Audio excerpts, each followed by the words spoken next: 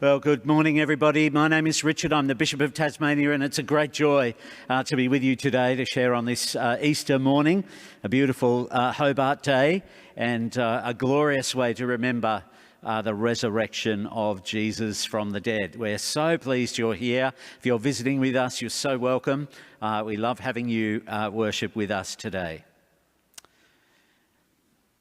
Often when we meet on Good Friday, the day we remember Jesus' death, we remember the 7 last words of Jesus from the cross.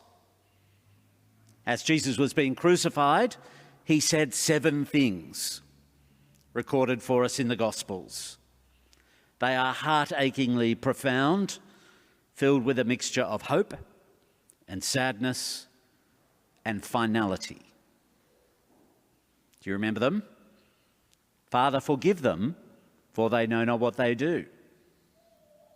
Truly I say to you, today you will be with me in paradise, he says to the repentant thief beside him on the next cross.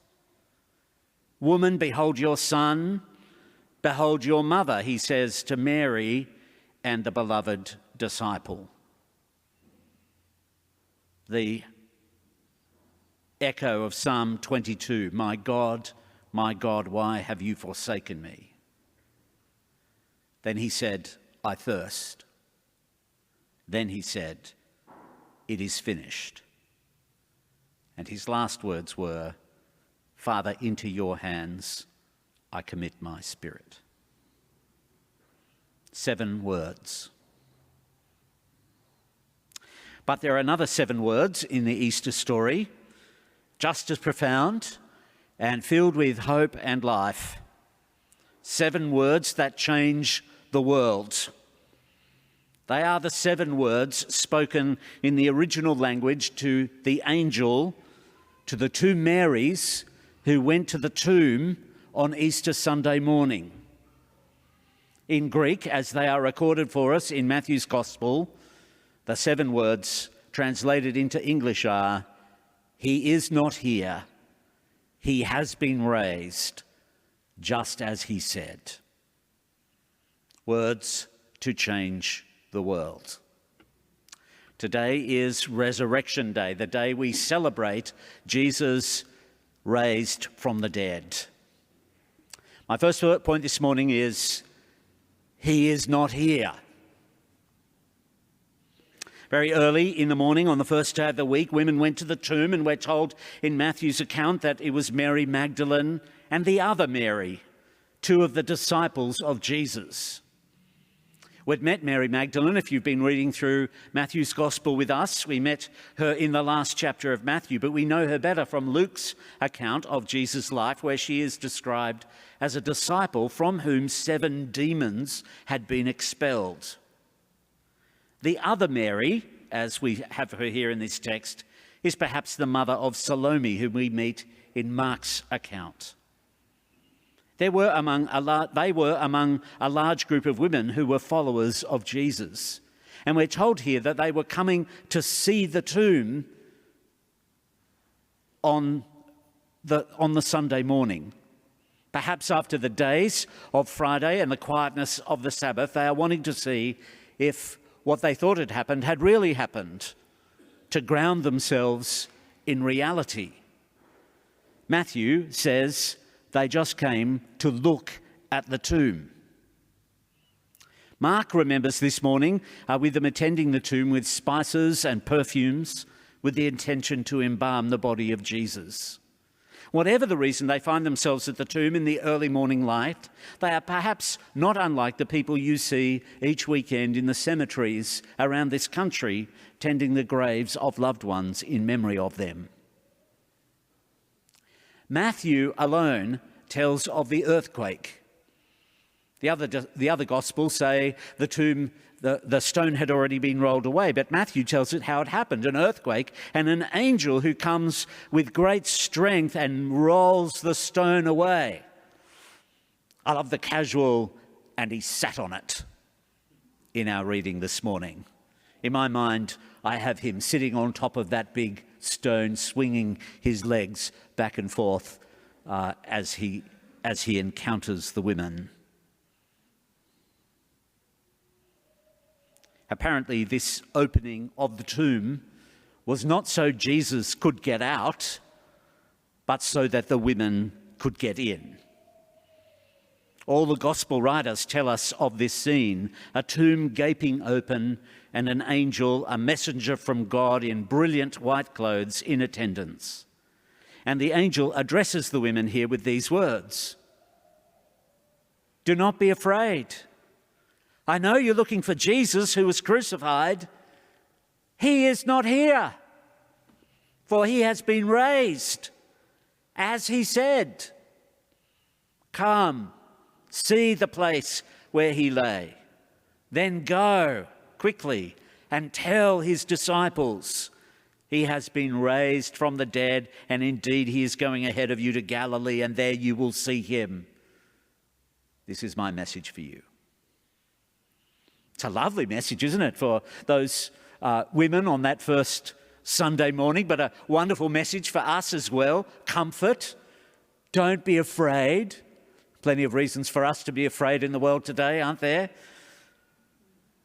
Don't be afraid. It's a message of understanding. I know you're looking for Jesus, and so many of us are searching for something spiritual in our lives, some truth to ground us in a world that seems to be falling apart. Assurance, he is not here, he is risen, come and see. That rings in our own ears this morning. He is not there, he was risen, come and see. And the command, go quickly and tell others. And the encouragement, there you will see him again in Galilee. Now, I want to stop at this point and just think about what we're hearing here. This is Matthew's gospel, all right? This is written 2,000 years ago. But just look at who he has at the centre of the evidence for this greatest miracle of history. Two women. Unremarkable to us in 2026, but in the society of biblical times, women were treated with contempt. If one wanted to prove the veracity of something, you would not appeal to a woman, and certainly if you were fabricating this story, you would never fabricate women as the witnesses. You'd be laughed out of court. Unless, of course, it was simply the truth. All four gospel writers place these women among those at the empty tomb that morning. Jesus, the lowly carpenter from that obscure little town with a genealogy that was suspect at best, who spent the best 3 years of his life travelling around villages in a forgotten corner of the world, who marched into Jerusalem 1 week ago, being heralded as a king with palm branches waving in the air, who died the following week, dying the death of a common and despised criminal on a Roman gallows. And now this surprise. And if one thing is certain from all the gospel accounts, no one expected this.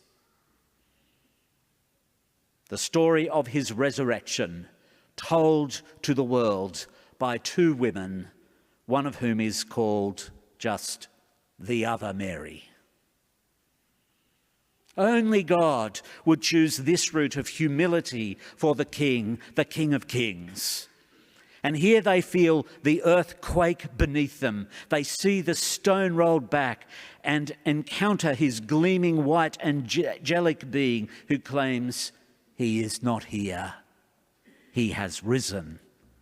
Come and see. Go and tell. And the tomb is empty. This is absolutely certain. The authorities would have been happy that Jesus was contained at last. He was such a troublemaker. And in fact, Matthew makes a great deal in the previous chapter about the sealing of the tomb and the placing of the guards to make sure that no one would steal him away.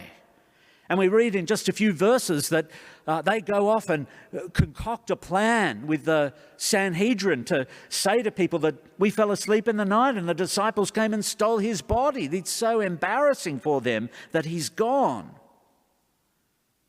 And now those guards are lying dumbstruck on the ground by what they have seen. What we know of the disciples would suggest that none of them was up to faking Jesus' resurrection by stealing the body. They could barely contain their grief as their leader was slain before their eyes. This tomb was empty.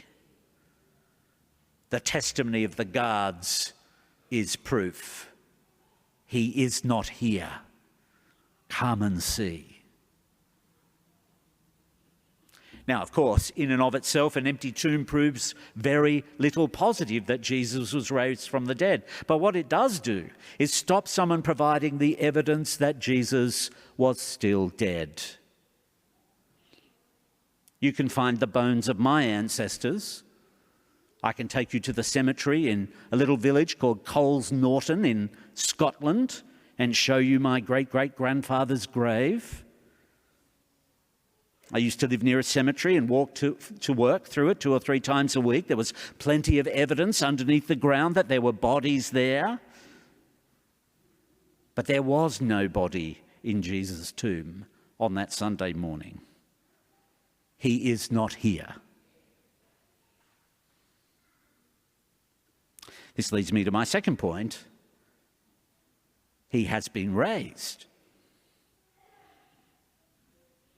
Matthew tells us that the women run from the tomb. It seems in his account that they don't wait around to check in the tomb to see the empty grave clothes that we sing about, as Peter did in the account written by John. In Matthew's account, as the women run back, they meet him. Jesus greets them. And for a second time in a few verses, people are lying on the ground, this time clinging to his feet in worship, unable to stand in his presence.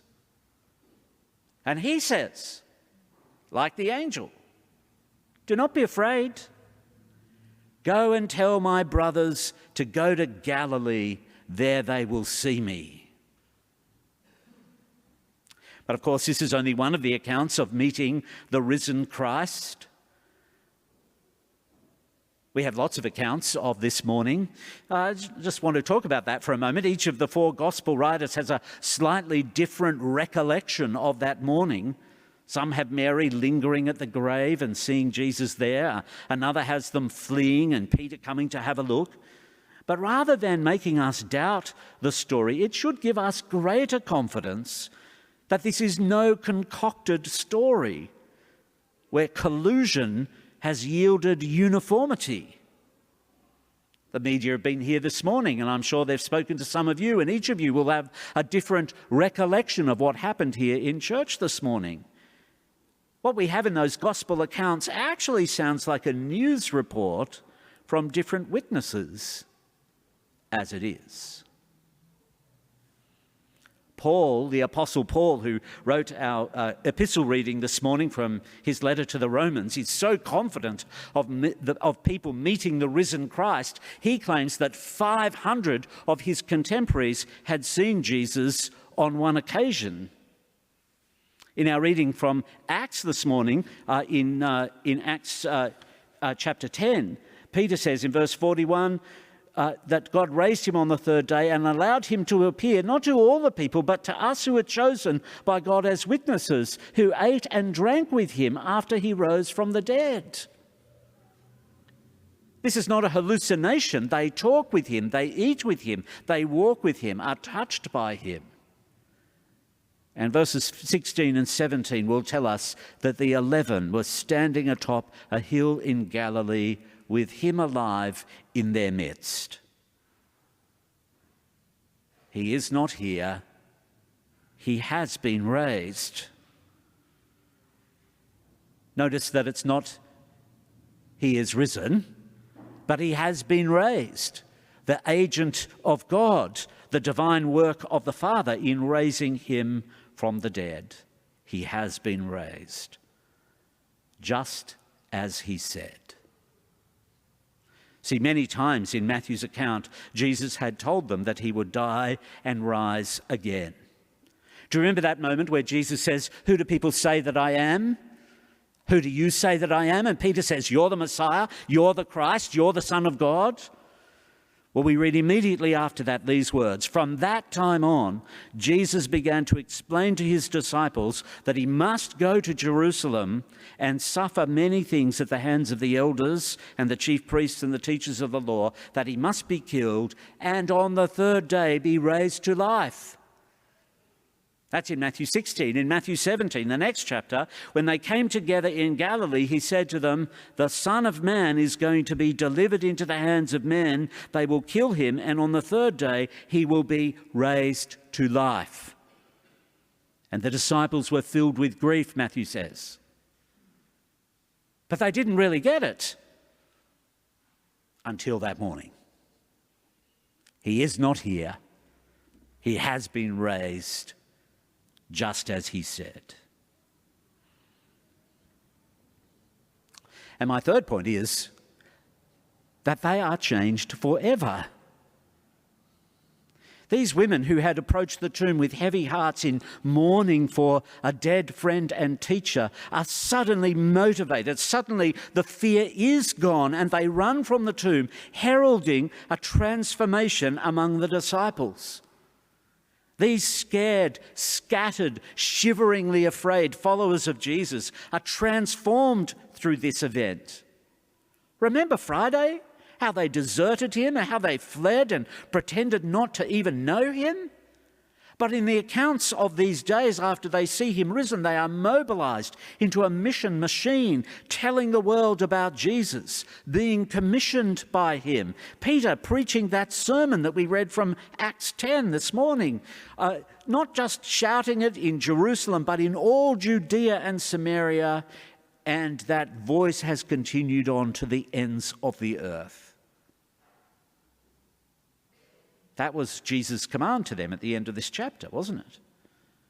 He said, go and make disciples of all the nations, teaching them everything, baptizing them in the name of the Father, the Son, and the Holy Spirit. Spread the news. And the other books of the New Testament tell the story of their changed and focused lives. Their lives are changed, for he is not here. He has been raised. That Christ is alive is an unbelievable claim in our age. But it was no sillier in Matthew's age as well. No one had ever risen from the dead before. But this story has the hallmarks of history, doesn't it? Not the signs of fabrication. Women at the tomb. Surely no one would make that up. An empty grave, no sign of a body around. No one's ever said, no, Jesus is here. Appearances to many individuals, even a group of 500 at one time, that can't be contradicted. And these transformed lives, people who've seen this man, are never the same again. Christ is risen, we will say in the communion liturgy in a few minutes. And he remains risen today. Have you noticed how Christians speak about Jesus in the present tense? He is here by his Spirit. His resurrection shows us many things, and I want to focus on just two this morning. Do you remember on Friday the death of Jesus was shown to be there for our forgiveness? His death in our place. His death as the sin bearer of the world, his death as the sacrifice for the sins of the whole world, satisfying the punishment required for our rebellion so that we might be forgiven. If Jesus died to pay the price and remained in the grave, then we would never know the effectiveness of his claim, would we? Be like someone claiming to have a cure for cancer, showing you the test tube and never administering it to anyone and never seeing them healed. But Jesus' resurrection is the proof. His resurrection says his death worked. The price has been paid so that death is no longer the end, that there's life beyond the grave, that there is forgiveness, there is hope, there is a future for those who trust in him. If you've come here today burdened by your own sin and failings, the mess of your own lives, if you've come here today burdened by the sin and failures of the world and the mess that we're in, if you're looking for hope, if you're looking for a future, if you're looking for forgiveness and a fresh start, then here is your certainty: the resurrection of the Lord. He is not here. He has been raised, just as he said. But what do we do with this? Well, I can think of no better example than that of the women in this story, who, on seeing him resurrected, took hold of his feet and worshipped him. They honoured him as the risen King.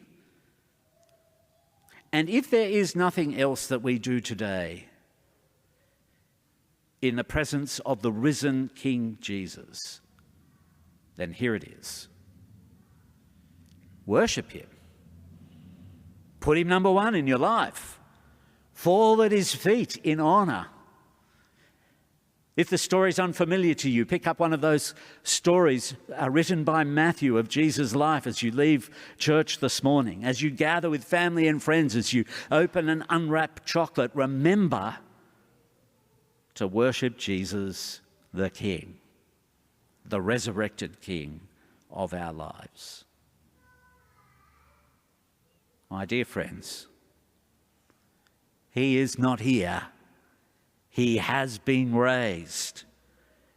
Come and see.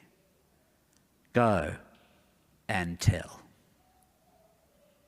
In the name of God, amen.